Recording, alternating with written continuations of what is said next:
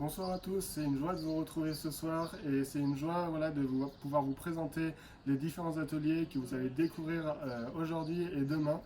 Moi par rapport à ma partie, c'est la multimédia, donc vous avez pu me suivre tout au long de l'année au travers des publications, au travers des vidéos, au travers de tout ce qu'on a fait sur rapport de mission. Donc vous allez m'accompagner aujourd'hui simplement en tant que spectateur pour que vous puissiez découvrir les quatre autres ateliers qui existent au sein de notre communauté de la jeunesse. Donc on va diviser ça en deux parties, donc vous aurez deux pôles ce soir et deux pôles demain soir, donc ne le loupez surtout pas. Et ce soir on va commencer par la prière et par l'évangélisation, et demain ça sera l'œuvre charitable et l'animation. Donc je vous invite tout de suite à me suivre et on va découvrir tout ce qu'ils nous ont préparé pour vous et que vous puissiez vraiment découvrir le cœur de leur travail et de tout ce qu'ils ont fait pour vous pendant cette année. Allez, suivez-moi.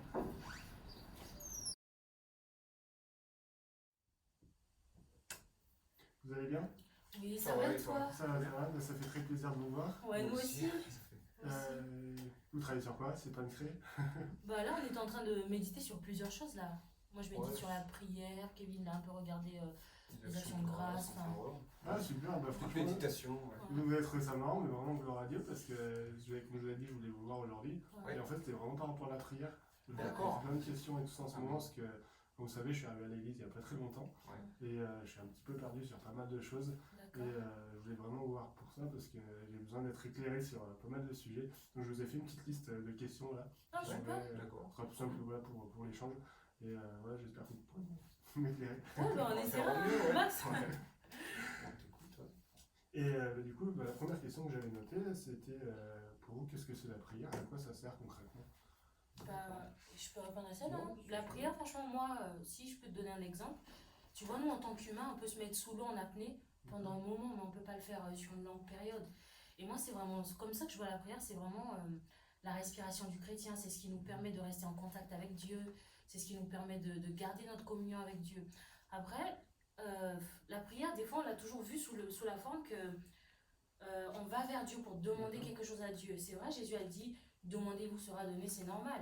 Mais il faut aussi que, moi je pense vraiment que la prière, ça va au-delà de ça. C'est vraiment aller vers Dieu pour demander à Dieu ce que nous, en tant qu'enfants de Dieu, on peut faire pour son royaume ici-bas. C'est, je sais pas, après, je sais pas par rapport à comment on prie, chérie. Ah, peut-être sur la façon, Ouais. peut-être un peu cette image. Moi, je pense déjà dans la prière, ce qu'il faut retenir et ce qui est très important, c'est le fond et pas la forme que prend la prière. Parce que je pense quand on arrive à l'église ou quand on est un peu nouveau dans jeune chrétien, on a tendance à penser qu'il y a un protocole ou des procédures à suivre pour prier, pour prier correctement, alors que il n'y a pas vraiment de protocole ou quoi. Tu peux prier. Ce qui est important, c'est de prier déjà avec son cœur, pas seulement avec les mots. Parce que souvent, on prie et on dit plein de mots, mais il ne faut pas oublier que c'est le cœur qui compte dans la prière. Parce que tu vois, c'est un peu la question que je voulais te poser, c'est que je me demandais si c'était forcément à l'église qu'il fallait prier, et puis est-ce qu'il y a une posture, on va dire, particulière je vois. Oui. C'est vrai que peut-être quand on est jeune chrétien, on pense qu'il faut absolument être dans un lieu ou une posture plus adéquate. Par exemple, on peut penser qu'il faut absolument être à l'église, ou même chez soi, tu sais, à un endroit fixe, comme pour se consacrer ou quoi. C'est vrai que la prière, c'est très important, mais il n'y a pas vraiment de lieu ou de posture adéquate en fait pour prier. Tu peux même être debout, assis, il y a quelqu'un qui pourra préférer prier prosterné, à genoux simplement, ou même allongé, il y en a peut-être qui prient allongé, tu vois. Après moi, si je peux donner des exemples, je sais que même si tu es dans la rue, ou même quand tu conduis ta voiture, tu peux prier à ces moments-là aussi. Moi, pour donner des exemples, je pense que du côté de ma femme, elle prie, je pense, beaucoup quand elle fait les tâches ménagères, par exemple la vaisselle, peut-être quand elle passe le balai, je pense que ça t'arrive. Même, dans nos tâches quotidiennes, on peut prier aussi. Quand on prie, on n'est pas obligé de faire que ça en fait. C'est dans cet aspect-là que je veux t'emmener, tu vois. Par exemple, de mon côté, moi, je sais que j'ai un travail qui me prend quand même beaucoup de temps, et au niveau des horaires, c'est difficile, mais je prends ce temps-là, et quand je vais au boulot, dans ma voiture, je mets une petite louange et je prie pendant le trajet. Ça me fait gagner un peu, mais tu vois, je prie Dieu et pour remettre ma journée, mon travail, et ça m'arrive quand j'arrive au travail, avant de monter, prendre mon poste et tout ça, je prie dans le parking par exemple. C'est vraiment des exemples pour te donner, pour pour te montrer que la prière, c'est pas quelque chose de Ouais, c'est protocolaire, pas quoi. pour Ouais, toi. Ouais, Il n'y a bien sûr, pas une façon à faire qui est mieux qu'une autre, en Ouais. fait. C'est- ouais, voilà. Tu D'accord. fais comment tu te sens. aussi. Comme je le dis souvent, ce qui compte, c'est vraiment le cœur et notre attitude qu'on met dans la Ok. prière. C'est pas la forme qu'on donne. Parce que comme on voit aussi un peu dans la Bible, les pharisiens, ils aiment bien donner une forme à la Ouais. prière et tout ça, tu vois. Un peu pour s'enorgueillir quelque part, tu vois. Ouais, c'est sur cet aspect-là, ouais. Mais ça me fait penser, tu avais vu dans le livre du vrai disciple Ah oui, il y a une une citation, ouais, je crois, Ah de oui, l'auteur. je vois ce que tu Ouais, veux je dire. l'avais Je l'avais trouvé trop écrite bien. quelque Je part. sais Ouais. pas si Elle est Kevin va la vraiment chercher forte. là. C'est dans le vrai disciple, si tu veux, je te prêterai le Ah, livre. je vais le lire. Et c'est l'écrivain Gordon Wenham D'accord. qui parle simplement à propos de la prière. Je cite ce qu'il dit. Il dit: le don de prédication est rare, mais le don de prière est encore plus rare. La prédication, comme l'épée, est une arme maniée de près. Ceux qui s'y trouvent éloignés ne peuvent être atteints. La prière, comme les armes à feu, tire à plus longue portée et sous bien des rapports est plus efficace. Ouais, franchement, j'ai trouvé cette Super publication, classe, cette citation trop belle parce que ça dit exactement ce qu'est la prière. Nous, on peut être ici, on peut prier pour des gens qui sont au Kenya et ça, c'est vraiment efficace, quoi. Ça agit, on n'a pas besoin d'être. Enfin, la prédication, si tu prêches ici, quelqu'un qui est plus loin, s'il n'y a pas les réseaux sociaux après, ils n'ont pas accès. Mais la prière, c'est vraiment autre chose. Ouais, je trouvais ça bien en fait de citer ça. Ça illustre vraiment bien. Oui, c'est pour finir, peut-être pour illustrer un peu aussi la prière. Jésus, dans la parole, il dit prier sans cesse. Ouais. En écoutant ça, beaucoup, pas forcément de jeunes chrétiens, mais ils se disent qu'il faut prier H24 en fait, dans le sens où il faut être constamment à l'église, mais Jésus il est bien conscient que notre vie elle n'est pas à l'église. Enfin, on n'habite pas à l'église en fait. Voilà. C'est dans cet aspect-là qu'il faut se dire que ce qu'il faut, en tout cas pour ma part, mon point de vue sur la prière, c'est qu'il faut vraiment développer une attitude de prière continuelle en fait. Voilà, c'est ça, continuelle, pas que fixe. Et se dire c'est comme des moments d'habitude en fait. Après ça peut devenir une habitude, ça quelque part je pense que ouais, ça peut être pas bien aussi parce que parce qu'après ça devient une habitude et tu te dis bah voilà, on est le matin, voilà, je remets ma journée, c'est une prière, le soir je remets ma nuit. Tu vois, il faut qu'on adopte vraiment une attitude de prière continuelle. Ouais. Je pense que c'est dans cet aspect-là où on pourra demeurer vraiment dans les parvis du Très-Haut. Ouais, dans la présence de Dieu. Ok, et bien, du coup, mon autre question, c'est qu'en fait, comme je disais, ça fait pas très longtemps que je suis là, et puis la dernière fois, on m'a invité à une réunion d'intercession. Ouais. Et je me suis posé la question, est-ce qu'il y a plusieurs types de prières, et puis au final, est-ce qu'il y a plusieurs façons de prier? Ouais, je vais rebondir sur l'intercession, c'est vrai que c'est particulier, mais après, l'intercession, c'est aussi prier, mais moi je pense que c'est aussi un autre niveau. Après, je me rappelle, j'avais fait des recherches, c'était, il n'y a pas longtemps, intercéder, c'est en deux mots en fait, en latin, c'est inter et cedere, c'est aller entre en fait, donc se mettre entre. Donc si je peux te dire moi de ce que je pense de l'intercession, c'est vraiment user de son influence en faveur de quelqu'un d'autre. Nous en tant qu'enfants de Dieu, on devrait et on doit user de notre influence, l'influence que Jésus nous a donnée. Après, tu sais, la Bible dit que Jésus, du haut du ciel, enfin là où il est sur le trône, il intercède pour nous. À combien plus forte raison, nous aussi, en tant qu'enfants de Dieu, on devrait prier les uns pour les autres. Ça, c'est vraiment important. Et puis, s'il y a quelque chose que j'aimerais que tu retiennes de ce qu'est l'intercession, ce serait l'amour et la persévérance. L'amour, pourquoi? Parce que on prie pour les autres parce qu'on les aime d'abord. Et ça change tout. Pour moi, ce qui fait vraiment la force de l'intercession, c'est l'amour de l'intercesseur en fait. On ne va pas prier par suivisme, mais on prie parce que justement, on aime l'autre, on veut que Dieu agisse en faveur de la personne.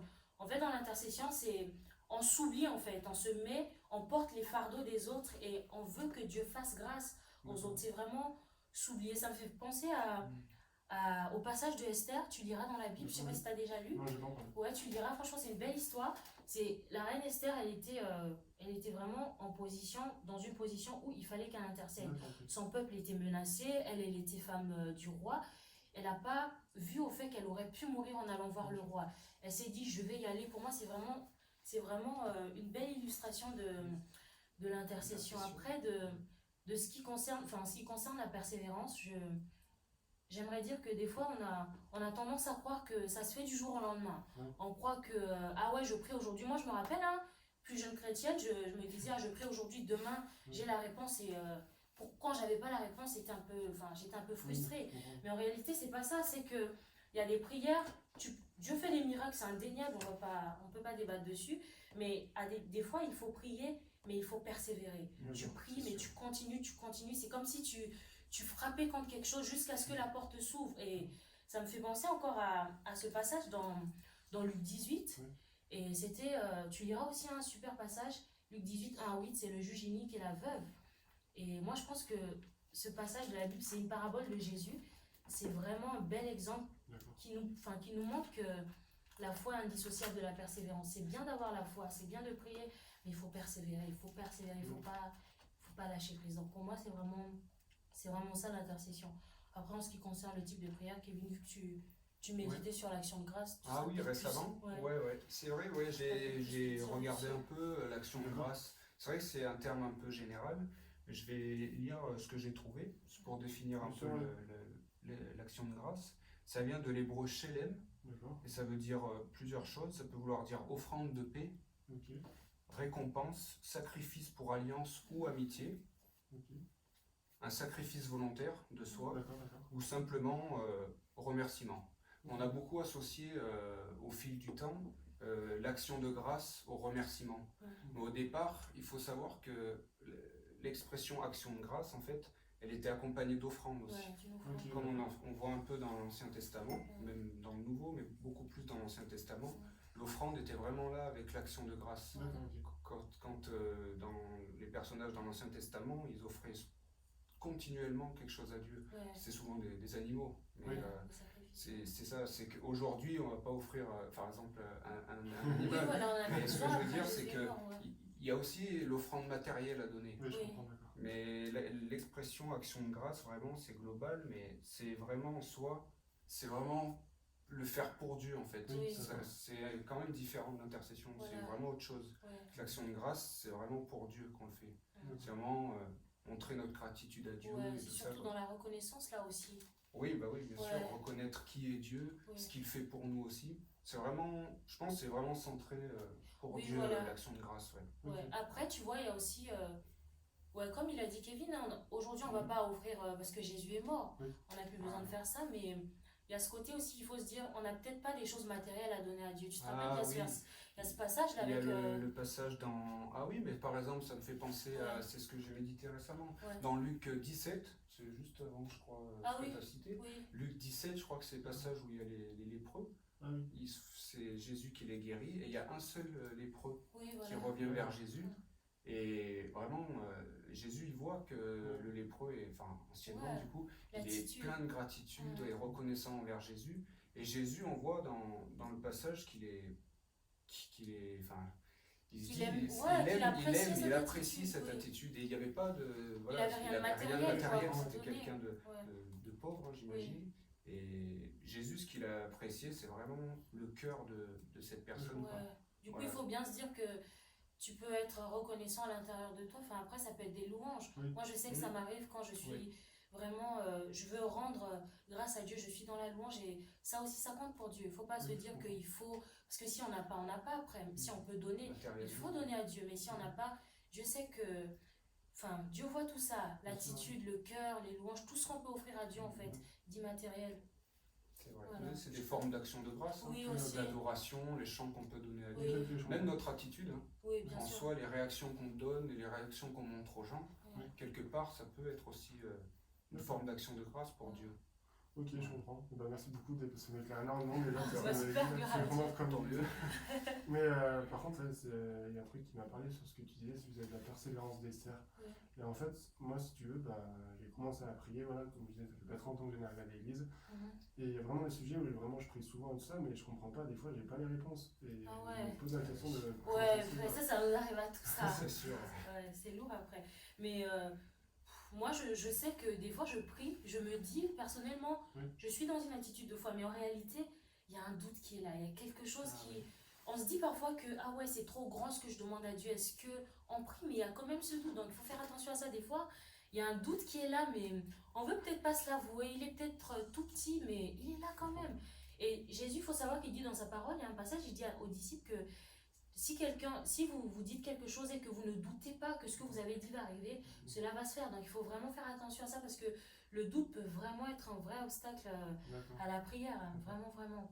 Après, ça peut être aussi peut-être un intérêt personnel aussi. Hein. Ah oui, ça, je Ouais. pense que beaucoup d'obstacles à l'exaucement des prières, il y a la recherche de l'intérêt personnel. Ouais. C'est quelque chose qu'on perçoit peut-être pas tout de suite quand on prie. Ouais. Dieu, il a dit, demandez, il vous sera donné, mais je pense que dans notre manière de prier, on se centre trop sur nous-mêmes. Oui. Donc quand on prie Dieu, c'est vraiment, par exemple, si je veux prendre un exemple, si tu veux par exemple une nouvelle voiture, tu sais, tu vas te mettre en prière, hein, c'est un exemple, mais tu vas dire, tu pries Dieu pour avoir une nouvelle voiture, mais dans ta prière, tu te dis, ouais, je veux une nouvelle voiture, je veux une meilleure voiture que celle du voisin. Voilà, Tu vois, ça part dans quelque chose d'un voilà. peu plus.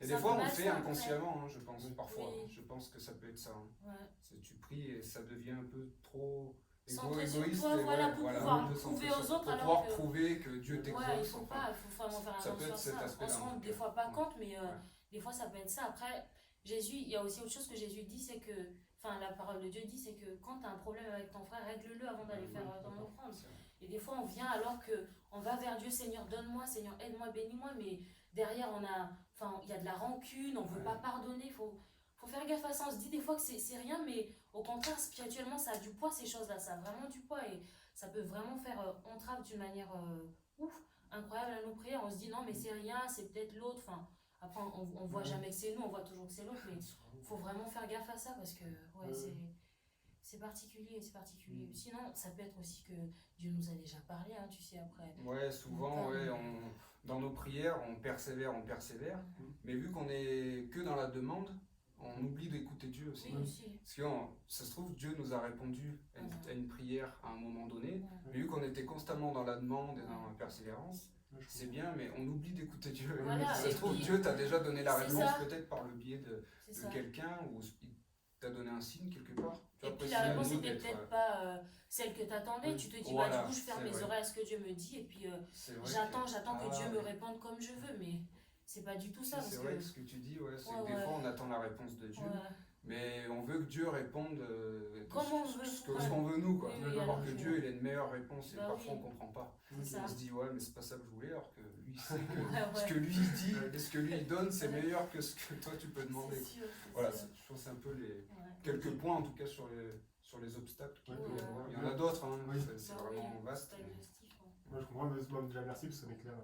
Comme je disais tout à l'heure, beaucoup, là, j'avais vraiment de quoi Franchement, c'est- mémoriser et réfléchir à la maison. Et justement, on m'a conseillé de commencer à lire la Bible par les évangiles de Matthieu. Mhm. Et en fait, dans Matthieu 17-21, il y a Jésus qui dit que la prière, il faut ajouter le jeûne. Mais c'est quoi jeûner? Ah ouais. Ouais, le jeûne, il faut ajouter le jeûne, franchement, ça a plus d'impact, hein, je trouve.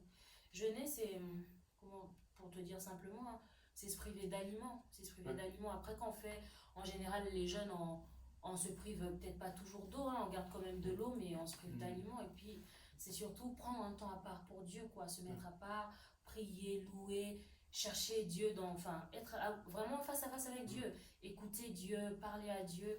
Après, moi, je dirais qu'au-delà de se priver des aliments, jeûner, c'est vraiment se mettre à part de tout ce qui prend notre temps, en fait. Tout ce qui prend le temps qu'on pourrait consacrer à Dieu, l'énergie qu'on met dans ces choses-là, toutes ces choses qui gangrènent, en fait, notre relation avec Dieu. On se met vraiment à part de ça pour pouvoir vraiment entrer dans la présence de Dieu et le chercher. Après, tu vois, dans la Bible, quand on parle de jeûne, ça a toujours été en réaction à des situations diverses. On a par exemple le jeûne d'Esther dont je te parlais en amont. Elle a jeûné avant d'aller voir le roi. Il y a Daniel qui a jeûné, il y a aussi Jésus. Et voilà, c'est. Ouais, Après, le jeûne, franchement, c'est à vraiment. noter, vraiment, il y a vraiment différents jeûnes. Ouais, Ce que c'est tu as ça. cité, c'est pour rebondir Ouais, sur voilà, ce que c'est tu as ça, cité. oui. Il y a vraiment Ouais. différents jeûnes, il y a jeûne total, enfin on va pas trop rentrer dans les détails, mais tu verras, à force, c'est vrai que le jeûne c'est aussi particulier, surtout pour un jeune chrétien. Mais franchement, le jeûne, moi je trouve que c'est vraiment un booster de croissance spirituelle parce que je me rappelle que toutes les fois où j'ai jeûné, mais vraiment jeûné, il y a quelque chose qui s'est passé, il y a toujours eu un déclic en fait. Je suis passée à autre chose et moi je t'encourage vraiment à prendre des temps de jeûner, c'est vraiment important. C'est vraiment important. Je bloque un peu sur le truc, désolé, mais tu parles de privation de nourriture, mais c'est un genre de régime le jeûne ou... Ah non, par contre, non. En visualisant humainement, on peut se dire que jeûner c'est un régime, mais non, enfin pas du tout. Pour faire une comparaison, quand on fait un régime, on le fait pour avoir une meilleure santé et perdre du poids. Par exemple, le régime c'est ça. Mais jeûner, c'est différent. Pour moi, c'est se muscler spirituellement, Ouais, tu vois. voilà. C'est pour un peu la différence du jeûne. Et après, le jeûne, c'est vraiment quelque chose de spirituel. Ouais. On le regarde souvent sur l'aspect humain, le fait de se priver de nourriture. Mais comme l'a très bien dit ma femme, on ne se prive pas seulement de la nourriture. Ouais. Tu vois, dans C'est nos un distractions, on appelle ça des distractions, mais c'est pas mauvais en soi, c'est ce qu'on aime. Par exemple, regarder un peu une série ou Ouais. même faire du sport. Hein. Ouais, C'est même quelque sur chose. les réseaux, hein, tout ça. Ouais, ou sur Ouais. les réseaux, enfin peu importe là où tu aimes faire quelque chose, Ouais. c'est qu'il faut diminuer ce temps-là, Ouais. les choses que tu aimes, Ouais. pour pouvoir passer plus de temps Voilà, avec Dieu. investir plus de temps avec investir plus de temps. Ouais. C'est un sacrifice, hein, quelque Ouais, part. c'est ça. C'est un Après, il faut sacrifice. se dire que quand tu jeûnes, c'est pas non plus un moyen de forcer la main de Dieu. Hein. Parce que, Ah oui. ouais, je me rappelle encore, moi, je me disais que, ah ouais, là, Seigneur, je vais jeûner 3 jours à sec. Tu vas m'exaucer, mais ça n'a rien à voir du tout. Il ne s'agit pas de forcer la main de Dieu parce que tu peux jeûner 1 mois à sec. Enfin, C'est chaud quand même. Dieu fait les choses à sa façon. Dieu est souverain. Il nous répond s'il a envie de nous répondre et puis il nous répond comme il a envie de nous répondre. Donc, en rien, quand on jeûne, on force la main de Dieu. Il faut vraiment que. Ouais, moi, je voulais vraiment souligner ça parce que je trouve que c'est important. Si, Parce que des fois, on fait les choses, mais après, c'est inutile parce que ça fait rien du tout. Quoi. C'est vrai que le jeûne, c'est quand même un gros truc qu'on Ouais. pourrait faire Ouais. des heures dessus, mais C'est ça. vraiment pour que ce soit, voilà, pour te donner des points clés ou quoi, c'est que le jeûne, souvent, inconsciemment, je pense, mais beaucoup de chrétiens, ça leur donne une façon de. Ouais, Un moyen de s'enorgueillir un peu, Ouais. tu vois, quelque part. Parce que quand tu commences à être un petit peu habitué à jeûner et tout ça, il y a comme une petite compétition qui s'installe. Ouais. Ça peut arriver, tu vois, je pense. Enfin, moi, je l'ai déjà un peu vécu quand tu es jeune chrétien. Et un peu de zèle aussi. C'est pas mauvais, tu vois, mais il faut recentrer vraiment le jeûne. Ouais, c'est ça. Il faut pas que ce soit. une compétition. Ah ouais, Gauthier jeûne plus que moi je vais faire, Moi, je vais faire 10 jours plus, de et ainsi de plus. suite. Ouais, Après, ça peut être dangereux. C'est tu ça. vois, peut être dangereux. C'est pas du tout ça. C'est pas ce que du Dieu tout veut, ça. quoi. Faut Vraiment, pas non plus chacun que a ce soit- son jeûne. Et... Ouais, faut pas que ce Après, soit l'important, un comme on fardeau. le disait pour la prière, c'est le cœur qu'on Oui. met, c'est l'attitude qu'on met dans Oui, notre c'est jeûne. ça. Quoi. Parce que vraiment, il y en a, ils prient pendant des durées, mais il n'y a rien de concret en Oui, fait. c'est ça. Il y a Parce rien qu'ils qui le se font passe juste ponctuellement. pour la durée Ouais. et pour se priver de nourriture, mais Dieu, il ne recherche pas ça. Oui, c'est ça. Dieu veut le cœur avant tout. Il faut vraiment faire attention à ça parce que si après le jeûne, c'est pas non plus un fardeau. Il faut pas que quand t'imposes, on va pas te dire ah ouais, tu dois jeûner 40 jours alors que t'en as pas les capacités. Puis Dieu attend pas ça de toi. Tu vois, faut vraiment pas que ce soit quelque chose qu'on t'impose, que tu fais par forcing ou je sais pas, même par effet de mode, hein, par suivisme. Ah ouais, parce que t'as des amis qui jeûnent. Ah ouais, moi aussi je vais jeûner alors que ouais, faut vraiment, c'est pas le but quoi, c'est pas le but du jeûne parce que du jeûne doivent découler des fruits après. Tu jeûnes pas par plaisir quoi, enfin, tu te prives pas de choses pour pouvoir parce que je sais pas, t'aimes te faire du mal ou souffrir, non, c'est vraiment parce que tu veux que quelque chose ressorte de ça et c'est important. Ça me fait vraiment penser à quelques mois, franchement, il y a quelques mois de ça, du coup, une situation qu'on a vécue avec Kevin, ça, je trouve que ça résume bien ce dont on parle là. On s'est vraiment retrouvés dans une situation extrêmement compliquée et on n'avait que quelques heures, hein. on voulait voir Dieu agir dans ces quelques heures. On n'avait pas tous les jours, on n'avait pas 3-4 jours devant nous. Et c'est vrai que c'était compliqué, on était abattus un moment, mais le Saint-Esprit était là, tu vois, il nous a fortifiés et il nous a mis à cœur de prier, de jeûner. On s'est dit avec Kevin, on va le faire là de manière intensive. On a prié, jeûné, en tout cas, pendant les heures qu'on avait. Et, mais Dieu s'est manifesté d'une manière extraordinaire, c'était vraiment spectaculaire.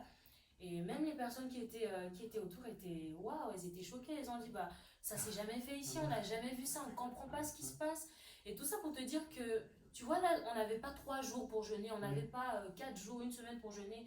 Il fallait qu'on jeûne là, à cet instant, il fallait que ça se fasse maintenant en fait. Et ouais, et Dieu a vu. Moi je pense que ce qui a fait la différence aussi, c'est l'attitude, comme on l'a répété, hein. La façon dont on est allé vers Dieu, comment on s'est approché de Dieu, l'attitude qu'on a adoptée dans notre jeûne. jeûne. Oui, voilà. S'humilier devant Dieu, C'est ça. Voilà, il n'y a que lui, il y a des situations, il n'y a que lui. Oui, voilà. On s'est rendu disponible à ce moment-là parce qu'il fallait. Dieu, je pense que Dieu nous attendait qu'on le fasse et quand on l'a fait, il y a eu le déclic en fait. La situation s'est débloquée. D'une manière. Ouais, incroyable. C'est un miracle. Ouais, franchement. C'est vraiment le terme qu'ils emploient un peu. C'est un miracle. Mais c'est Dieu qui fait. C'est ça. C'est pas que. Tu vois, on parle pas que pour dire, c'est pas que dire les choses, il faut jeûner, il faut prier. Non, c'est des choses vraiment qu'on peut te dire Que qu'on tu a vis, expérimenté, qu'on a On a vécu, vécu. et on peut affirmer, on peut t'assurer que ça marche, ce que Dieu dit dans sa parole, c'est réel. Ça, C'est sûr. quand il a dit de prier, de jeûner, et que ça allait faire des choses, bah ça marche, hein, c'est ça, Dieu est réel, Dieu est Ouais, vrai. quand tu appliques ce que Dieu dit, il répond, hein, forcément. Ouais. Parce que tu appliques sa parole, donc il n'est pas menteur. Hein, donc, Ouais, il y a c'est un ça. passage dans la Bible qui dit ça, Ouais, il c'est n'est ça. pas un homme pour mentir. Oui, c'est ça, ni fils d'homme pour se repentir. Voilà.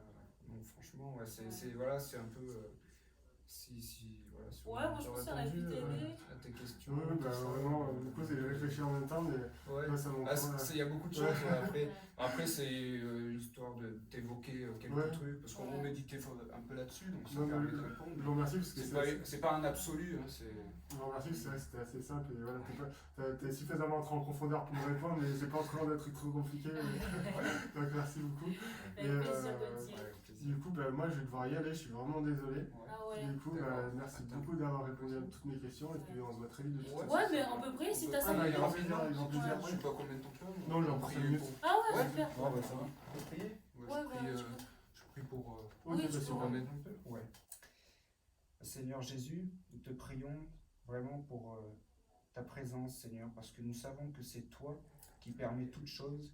Nous te remercions simplement pour ce moment que nous avons eu avec Gauthier. Nous remercions Gauthier d'être là. Merci pour sa personne. Merci, Seigneur, pour vraiment qui tu es, parce que sans toi, nous ne pourrions pas faire tout ce que nous faisons. Et nous ne serons jamais assez reconnaissants, Seigneur, vraiment pour tout ce que tu fais. Et merci de nous simplement de nous épauler dans chaque situation, à chaque journée. Et merci, Seigneur, parce que tu nous édifies, Seigneur, dans les partages, dans tout ce que nous disons. Et vraiment que toute la gloire te soit rendue, Seigneur, pour ce moment et pour tous les moments que tu nous donneras encore, Seigneur. Merci pour ma famille, merci pour Gauthier, merci pour tous nos proches aussi. Et nous savons que tu es constamment là avec nous. Je te remets la suite, Seigneur, des choses, et que ton nom soit béni, que ton nom soit loué. Au nom puissant de Jésus-Christ. Amen. Amen. Bah, merci beaucoup et puis bah, à très bientôt. Avec Ouais, plaisir, bah, Gauthier. ciao, ciao. Rentre bien, Gauthier. Rentre bien, ouais.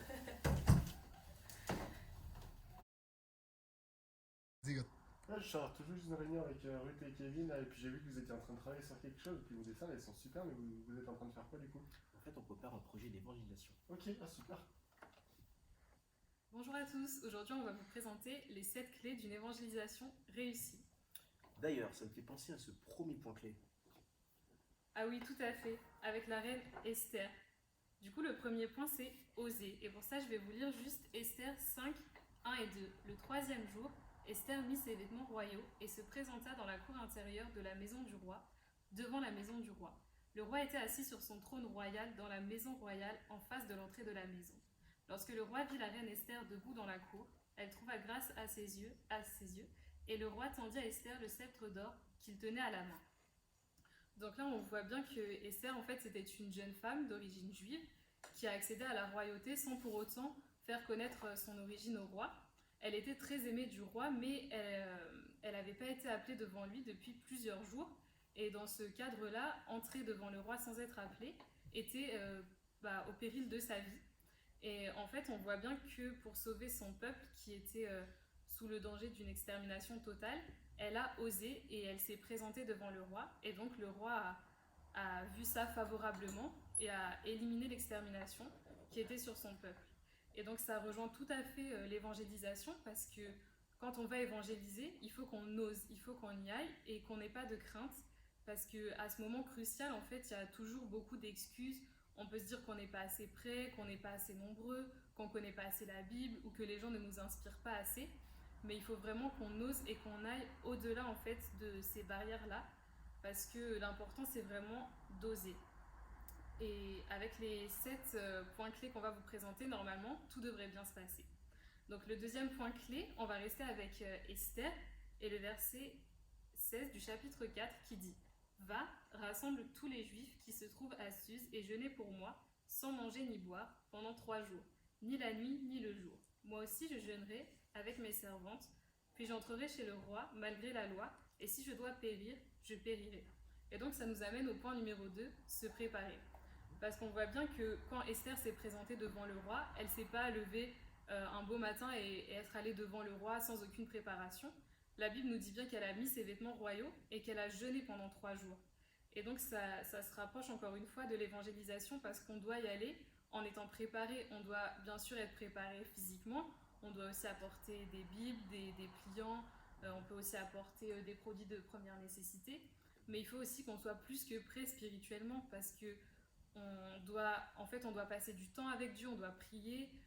On peut le faire soit seul, soit avec les personnes avec qui on va évangéliser. On peut aussi jeûner, encore une fois seul ou collectivement. Et c'est vraiment important de le faire pour être vraiment proche de Dieu au moment où on va évangéliser. Et c'est vraiment important que notre esprit soit remis entre ses mains. Donc je pense que c'est à peu près tout pour le point numéro 2. D'accord. Du coup, ça me fait penser également au troisième point clé qui est faire confiance au Saint-Esprit à travers cette illustration de Jérémie. Voilà. Jérémie 1, 5, 10. La parole de Dieu dit: Avant que je t'eusse formé dans le ventre de ta mère, je te connaissais, et avant que tu fusses sorti de son sein, je t'avais consacré, je t'avais établi prophète des nations. Je répondis: Ah Seigneur éternel, voici, je ne sais point parler, car je suis un enfant. Et l'Éternel me dit: Ne dis pas je suis un enfant, car tu iras vers tous ceux auprès de qui je t'enverrai, et tu diras tout ce que je t'ordonnerai. Ne les crains point, car je suis avec toi pour te délivrer, dit l'Éternel. Puis l'Éternel étendit sa main et toucha ma bouche. Et l'Éternel me dit: Voici, je mets mes paroles dans ta bouche. Regarde, je t'établis aujourd'hui sur les nations et sur les royaumes, pour que tu arraches, pour que tu abattes, pour que tu ruines et pour que tu détruises, pour que tu bâtisses et que tu plantes. Ici, nous nous rendons compte en fait que Jérémie, en fait, pour illustrer un petit peu l'histoire, c'est un jeune prophète appelé par le Seigneur, et il ne se sentait pas capable en fait de répondre à l'appel de Dieu. Mais Dieu avait tout prévu, il le savait, il connaissait son caractère. Et c'est un peu comme nous en fait, Dieu connaît notre caractère, mais Dieu nous demande juste de faire confiance au Saint-Esprit en fait, parce que c'est lui qui va nous animer, c'est lui qui va parler à travers nous.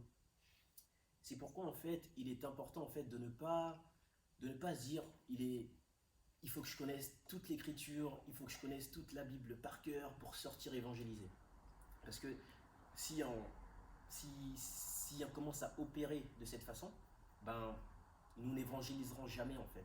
Et c'est super important en fait de se dire que voilà, il y a le Saint-Esprit avec moi, je suis enfant de Dieu et je peux aller apporter l'évangile. Et il faut savoir que chaque chrétien est un évangéliste par lui-même.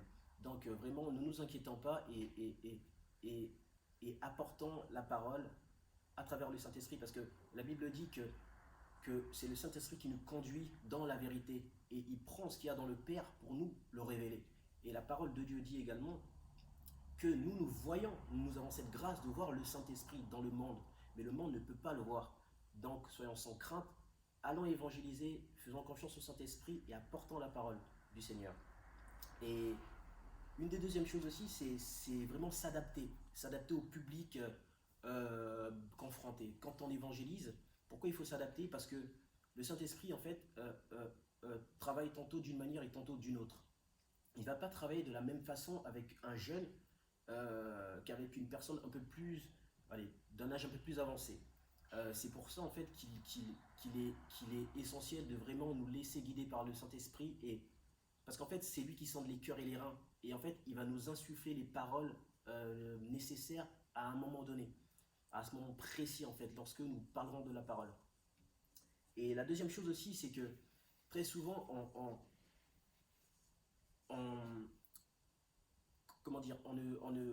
ne fait pas confiance au Saint-Esprit, en fait, parce qu'on ne veut pas parler de notre vécu. Pourquoi ne pas parler de notre vécu?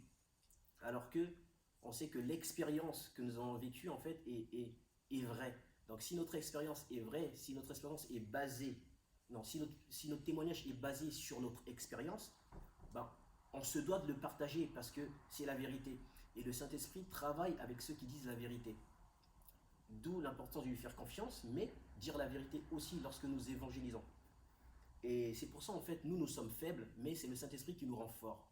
Voilà. Donc, si nous avons des doutes, demandons juste au Seigneur, Père, je ne suis pas parfait, je ne suis pas fort, mais rends-moi fort et que ton œuvre se manifeste. tout simplement. D'ailleurs, ça ne te fait pas penser à ce point? Ouais, exactement, c'est le point numéro 4 en fait. C'est les femmes au tombeau. Et c'est le point numéro 4 en fait, c'est utiliser le bon outil de communication. Et pour cela, on a pris le verset dans Luc 24, 9 qui dit « Revenues du tombeau, elles rapportèrent tout cela aux 11 et à tous les autres. » Donc les femmes au tombeau, en fait, on a pris cet exemple parce que quand Jésus s'est fait crucifier, en fait, il avait déjà annoncé que le 3e jour, il serait ressuscité, mais peut-être que peu l'ont cru, ou en tout cas, s'attendaient peut-être pas à ce que ça se passe réellement. Et c'est pour ça que le 3e jour, les femmes sont retournées au tombeau pour embaumer le corps. Mais quand elles sont arrivées, Christ n'était plus dans le tombeau. Et donc, Christ leur est apparu en fait sur le chemin. Et quand il leur est apparu, il leur a dit allez prévenir les autres que je suis ressuscité et allez tous en Galilée. Et donc, les femmes ont couru pour faire ce que Jésus leur avait demandé. Et donc, on voit bien qu'à l'époque, en fait, ça se rapproche de l'évangélisation parce qu'à l'époque, il y avait assez peu de moyens en fait d'aller apporter la parole de Dieu. Elles y sont allées physiquement, en fait, elles se sont déplacées pour apporter la parole que Jésus leur avait donnée. Et c'est vrai qu'à l'époque, elles n'avaient pas vraiment d'autres moyens de le faire. Elles ne pouvaient pas prendre une voiture, enfin, elles ne pouvaient pas se déplacer autrement. Et donc, elles y sont allées. Et on voit qu'aujourd'hui, on a tellement de moyens de communication pour apporter la parole de Dieu qu'ils peuvent et ils doivent tous être utilisés pour ça. On a par exemple les réseaux sociaux. On peut bien sûr continuer à faire des évangélisations de rue. Enfin, on a beaucoup de moyens. Et c'est important de tous les utiliser et de s'adapter à chaque public qui est derrière chaque moyen de communication. Par exemple, on ne va pas se comporter de la même manière quand on va apporter la parole de Dieu dans la rue ou quand on fait un statut sur Facebook ou sur WhatsApp. Par exemple, pour les réseaux sociaux, on peut être un peu plus percutant pour que les gens s'arrêtent sur ce statut. Dans la rue, on va aller un peu plus dans la douceur pour que les personnes se sentent en confiance. Enfin, c'est important qu'on s'adapte aussi à chaque moyen et à chaque public. Et c'est important en fait qu'on s'aime en fait dans les gens et qu'on ne s'attende pas à avoir forcément une conversion directement. Et on peut prendre aussi un exemple d'actualité avec le confinement. On voit bien qu'on avait pourtant des sorties d'évangélisation de prévues, mais on n'a pas pu le faire à cause des mesures sanitaires. Et donc c'était vraiment important, en fait, on se devait de partager la parole de Dieu sur les réseaux sociaux. Et donc c'est ce qu'on a fait et je pense que les gens, ils étaient d'autant plus en fait disposés parce qu'ils étaient tout le temps sur les réseaux sociaux comme ils ne pouvaient pas sortir. Et je pense qu'ils recherchaient aussi certaines réponses. Donc c'était vraiment le moment opportun en fait pour leur partager la parole de Dieu. Et donc voilà, je pense qu'aujourd'hui il faut vraiment qu'on utilise le plus de moyens possible en fait pour partager ce que Dieu nous a donné. Voilà. Exactement. D'ailleurs, le 5e point me fait penser à ne pas juger selon l'apparence, à travers la femme samaritaine, Jésus. À travers ce verset, Jean 4, 39, qui dit « Beaucoup de Samaritains de cette ville crurent en Jésus à cause des paroles de la femme qui avait rendu ce témoignage. » Déjà, on va commencer par illustrer l'histoire. Nous savons bien que les Samaritains et les Juifs, en fait, sont deux peuples d'une même origine, mais divisés. Parce que les Juifs, en fait, considéraient les Samaritains comme étant des personnes impures. Mais pourquoi c'est important de ne pas juger selon l'apparence? Parce que on voit que lorsque Christ arrive en Samarie, il rencontre une femme qui vient puiser de l'eau, qui est une Samaritaine. Il ne la juge pas, et pourtant il sait qu'elle est Samaritaine. Et elle, quelques minutes après conversation, elle sait qu'il est juif, mais elle ne le juge pas, c'est-à-dire qu'elle se laisse accessible. Et lui aussi, c'est-à-dire qu'il y a comme une vraie communication entre eux. Et il n'y a pas ce jugement. Et pourtant, Christ savait que cette femme était dans l'iniquité. Il savait qu'elle était dans le péché parce qu'elle avait déjà 5 maris et le mari avec qui elle était actuellement n'était pas son mari.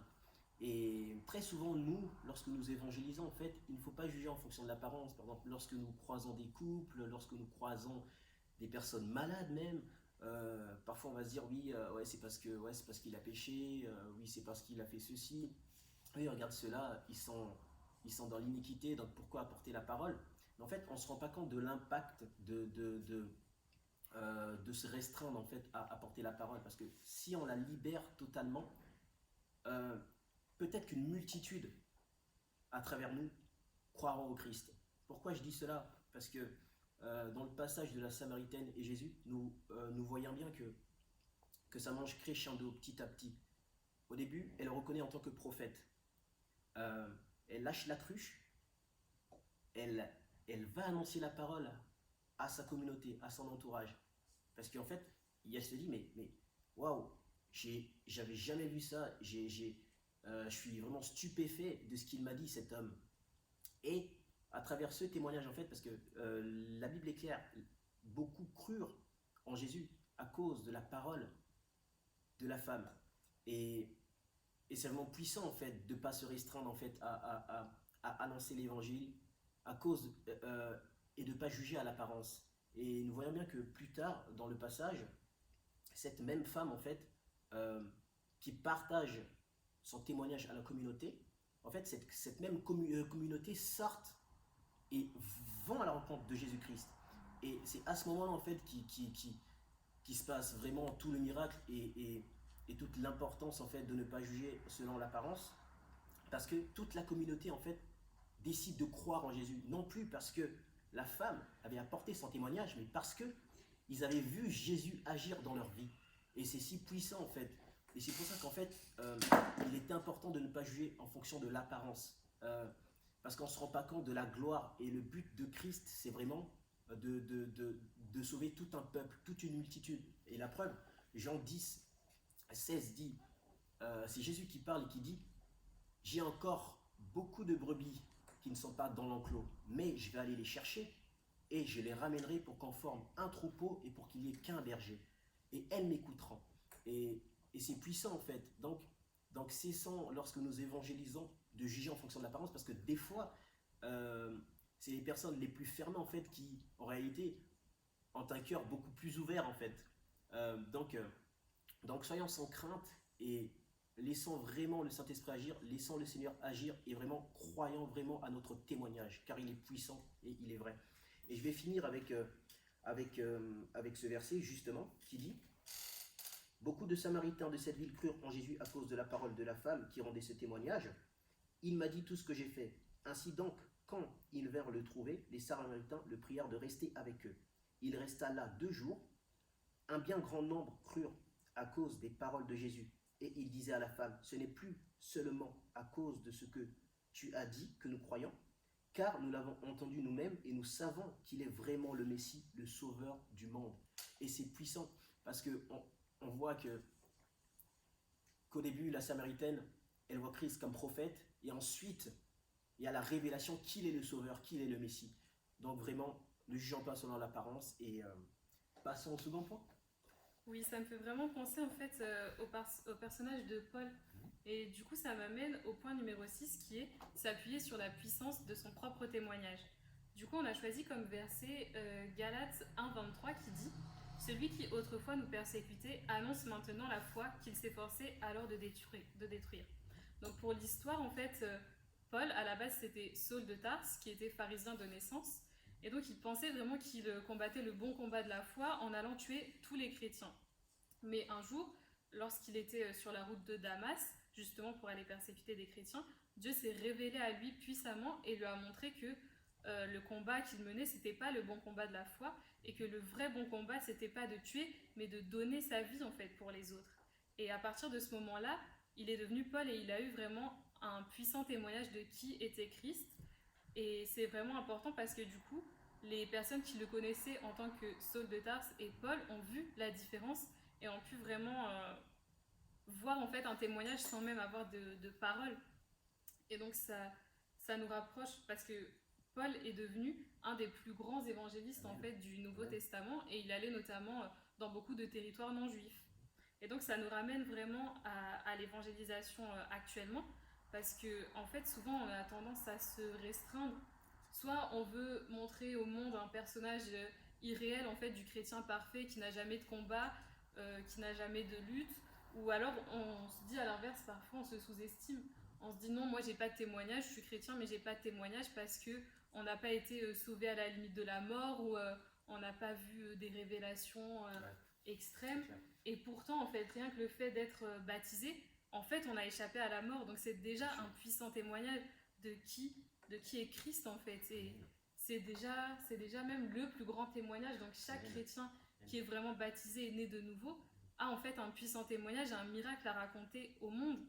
Et c'est important de ne pas prendre, par exemple, c'est important de ne pas prendre le témoignage de quelqu'un qui est connu ou de ne pas se dire moi j'ai pas de témoignage, du coup je prends le témoignage de mon mari. Non, c'est vraiment important de montrer de montrer en fait le toi d'avant et le toi de maintenant qui est en Christ. Parce que si on prend des personnes qu'on connaît pas, ou enfin qui sont un peu inaccessibles, les gens vont pas forcément se dire, enfin ça va pas forcément leur parler. Alors que si ils te voient toi en tant que personne et que tu leur expliques ton témoignage à toi, bah ça va beaucoup plus leur parler, ça va les toucher et ils vont voir que tu es une personne réelle comme eux et donc ils pourront s'identifier plus facilement à toi. Et donc c'est vraiment très très important de savoir identifier en fait la puissance qu'il y a dans ton témoignage et ne pas hésiter à partager ce témoignage, ne pas juste te dire je vais aller parler à des gens qui sont pas chrétiens, je vais leur sortir un verset, ou bien je vais tout le temps porter ma Bible et du coup ils vont voir qu'on est des chrétiens.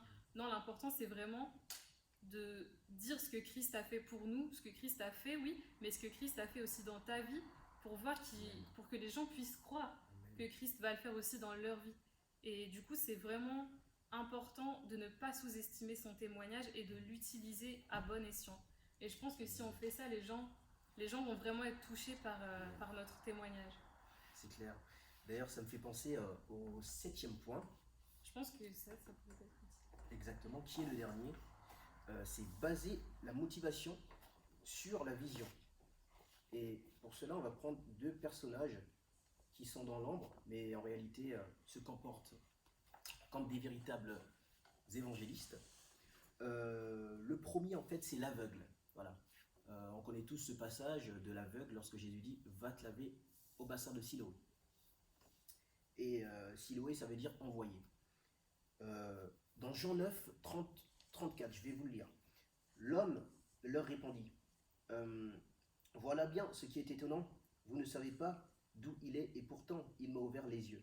Dieu, nous le savons, n'exauce pas les pécheurs, mais si quelqu'un l'honore et fait sa volonté, il l'exauce. Jamais encore on avait entendu dire que quelqu'un ait ouvert les yeux d'un aveugle de naissance. Si lui n'était pas de Dieu, il ne pourrait rien faire. Ils répliquèrent, tu es tout entier dans le péché depuis ta naissance, et tu nous fais la leçon. Et ils le jetèrent dehors. Vous voyez bien que dans ce passage, en fait, c'est à peu près la fin de l'évangile, en fait, du chapitre 9. Pourquoi je dis ça? Au tout début, quand on regarde comment ça se déroule, même les disciples pensaient que cet homme, en fait, était dans le péché. Et Jésus dit, en fait, aux disciples, non, c'est pas qu'il est dans le péché. C'est afin que la gloire de Dieu soit manifeste, en fait, à travers lui. Et ce qui est puissant, c'est que ce personnage a reçu la guérison, en premier lieu. Ensuite, il a reçu le témoignage de sa guérison. Et ce témoignage était si profond et si fort en lui et si vrai qu'il ne pouvait s'empêcher de le crier sur tous les toits. Pourquoi je dis cela? Quand on regarde bien, en fait, c'est pour ça en fait que je dis que ta vision doit être la base de ta motivation. Et pourquoi je dis cela? Cette personne, ça peut être notre cas, on a un témoignage. Pourquoi on est motivé? Pourquoi il y a une vision? Parce qu'en fait, on est motivé de la partager. Et pourquoi on est motivé de la partager? Parce qu'il faut partager le Christ ressuscité que nous avons vu. Parce que si on se limite au Christ mort, mais dans la mort, il n'y a pas la vie. C'est dans la résurrection qu'il y a la vie. Parlons du Christ ressuscité. C'est ce Christ ressuscité qui a transformé cet aveugle. Et quand on regarde bien, il y a plusieurs étapes qui se suivent. Il y a d'abord le fait de le témoigner haut et fort, et Christ se révèle d'abord à lui en tant que prophète. Lui, il pense que Christ est un prophète. Et petit à petit, nous observons en fait que les pharisiens en fait, stupéfaits de ce qui s'était passé, Ils voulaient le questionner. Ben, qu'est-ce qui s'est passé? Comment se fait-il que tu es devenu euh, voyant? À tel point que ses parents ont été convoqués en fait, mais parce qu'ils avaient peur de la pression de ce qu'il y avait autour de l'environnement qui les entourait en fait, ils, ils ne reconnurent pas en faire la guérison du Christ, ou peut-être ils eurent peur en fait, parce qu'ils avaient peur d'être bannis du temple. Et là, on remarque bien en fait que ses parents étaient religieux. Peut-être qu'ils allaient au temple, mais ils ne connaissaient pas le Christ ressuscité. Mais cet aveugle qui ne pouvait voir physiquement au début a vu spirituellement. Et c'est pour ça que c'est dans ce spirituel-là qu'il a pu témoigner de la grandeur du Christ. Petit à petit, dans le verset, ce même aveugle est convoqué par les pharisiens et on se rend compte qu'il y a comme un discours entre eux, il y a comme une exhortation entre eux. Et les pharisiens disent de lui, c'est toi qui es son disciple. Parce qu'en réalité, il passe au-delà de la guérison, au-delà du témoignage, à un véritable témoin qui se tenait devant la brèche, à défendre le Christ ressuscité, à défendre la vérité de ce qu'il avait vu en fait, de ce qu'il avait vécu, de ce témoignage si puissant et si glorieux. Et c'est pour ça qu'il n'avait pas peur de ce qui l'entourait, de toute l'oppression de la population ou du peuple. Il n'avait plus peur de ça parce qu'il savait que c'était réel ce qu'il avait vécu, donc il ne pouvait pas renier le Christ. Et nous observons, nous observons en fait que Jésus est tellement grand qu'il ne le laisse pas juste croire qu'il est prophète, même s'il y a une part de vérité. Il lui fait comprendre qu'il est le Messie, car à la fin du verset, on voit bien en fait que Jésus se révèle à lui en disant qu'il est Dieu. Jean 9, Jean 9, 30, 31, je crois qu'il dit que c'est Jésus qui se révèle à lui en tant que Dieu et non en tant que prophète. Et c'est puissant. Et il y a d'ailleurs une similitude avec le boiteux, celui qui se tient devant le temple, devant la belle, et qui faisait l'aumône pendant tant d'années. Et c'est puissant aussi parce que là, il y a quand même une transformation qui se passe. C'est cet aveugle qui faisait l'aumône devant tout le monde, devant tout le temple. En fait, il était dans cette routine à se dire, mais comment je vais m'en sortir? Il a fallu que Pierre et Jean passent à ce moment-là pour déposer quelque chose de spirituellement grand, beaucoup plus grand que l'or et l'argent. Et Pierre et Jean qui disent, on n'a ni or ni argent à te donner, mais ce que nous avons, nous te donnons. Au nom du Père, du Fils et du Saint-Esprit, lève-toi et marche. Et c'est très puissant en fait, parce qu'en fait, cet aveugle-là sort de cette personne qui était négligée de la société à un véritable témoin, à un véritable évangéliste de la parole, à tel point que lorsqu'il était guéri, il ne lâchait plus Pierre et Jean. Il sautait, il courait dans le temple en louant Dieu, en rendant gloire à Dieu, haut et fort devant tous les hommes. Et c'est puissant. Et à tel point qu'on se rend compte que quelques temps après, il y a eu une conversion, mais une grande conversion, à peu près 5000 hommes qui sont convertis dans la foulée. Et c'est puissant. Et on se rend compte aussi que cet aveugle a pris la défense du Christ ressuscité, parce qu'en fait, il était motivé. Et pourquoi il était motivé? Parce qu'il avait reçu quelque chose de puissant, de plus grand, que le monde ne peut donner. Et c'est pour ça qu'en fait, dans notre vie, il est important en fait de témoigner de ce que nous avons vécu, parce que ce que nous avons vécu en fait est la vérité. Et qui dit bon témoin dit bonne évangélisation. Et qui dit bonne évangélisation dit tout simplement évangéliste vrai, quoi, tout simplement. Donc vraiment, ne stressons plus, soyons sans crainte, et Dieu est avec nous, tout simplement. Donc, Oui. je sais pas, tu as peut-être une conclusion? En fait, je pense qu'en conclusion, on pourrait dire que chacun des personnages cités allait en réalité dans chacune des clés. Par exemple, on vient de finir avec l'aveugle et le boiteux, ils allaient aussi très bien sur le point sur l'apparence, où on peut dire aussi que les apôtres et Jésus étaient bien sûr plus que préparés lorsqu'ils ont opéré des miracles. Mais l'important maintenant, c'est d'en venir à toi. Cette toile blanche, elle est pour toi. Amen. Et à toi de voir si tu vas être docile, si tu vas laisser le Seigneur te peindre ou si tu vas la laisser blanche. Mais en tout cas, sache que si tu ne peux pas encore être cité dans les 7 points clés, rien n'est trop tard, mets-toi en action et laisse le Seigneur peindre ta toile. Amen. Merci à vous.